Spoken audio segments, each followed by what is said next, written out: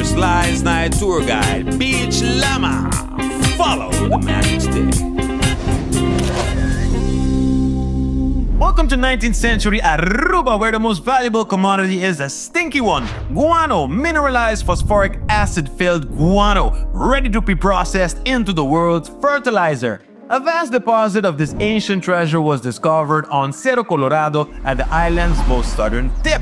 A former commander from the West Indische Compagnie, one J.H.W. Gravenhorst, discovered this deposit in 1874, though rumors suggest American S.R. Kimball might have been on the guano trail as early as 1859. Following Gravenhorst's discovery, the Aruba Phosphaat Maatschappij was established in December 1879. A robust iron landing, the most sophisticated harbor facility in the entire Caribbean, was erected in St. Nicholas Bay.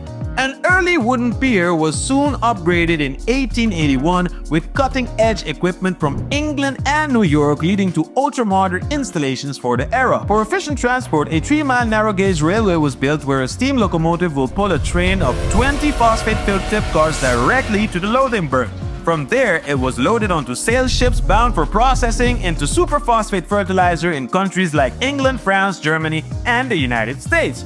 Fueled by the relentless extraction and export of phosphate, St. Nicholas escalated from a humble collection of fishermen's huts to a thriving operational hub. Initially, finding local labor was a challenge due to competition from the gold mining industry. So, the APM, the Aruba Phosphate Maatschappij, recruited workers and skilled laborers from Bonaire and Curaçao. While originally brought in to manage operations, 4 Italian managers, Antonio and Vittorio Petrocci, Eugenio Falconi, and Cayetano Jacopucci, were so deeply affected by Aruba that it transitioned from a temporary posting into the place they would call home. By 1882, approximately 250 men were employed by the APM. Workers from across Aruba would travel on foot or donkey to work all week and lodge in barracks near the mines, returning back home on weekends. Initially, Cerro Colorado and Cerro Culebra were primary extraction sites. However, after about 15 years, easily accessible surface supplies diminished. This led to deeper explorations, revealing new phosphate layers at lower depths at Panquilleron,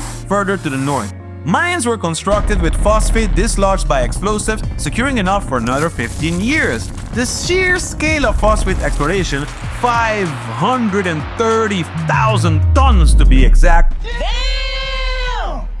significantly boost the island's revenues, enabling Aruba to provide crucial financial support to the other islands within the Dutch Caribbean colonies. However, profitability eventually eroded because the subpar quality phosphate found in the lower depths and competition from high-quality phosphate sources drove global prices down. The final blow came in World War I in 1914. The war made procuring essential supplies like dynamite nearly impossible and disrupted European shipping routes. Facing insurmountable challenges, the Aruba Phosphate Maatschappij ceased operations on August 18, 1914 and was formally dissolved a year later. And so, Aruba's remarkable smelly guano industry came to an end. Ladies and gentlemen, I do hope you enjoyed the tour. Leave a like and a comment. Who knows, you might get a shout out on our next episode. And don't forget to share it with your loved ones. By the way, links to our previous episodes, social media platforms, and website are in the description. And don't forget to subscribe to Djis YouTube and click that notification bell for more Slang Night content.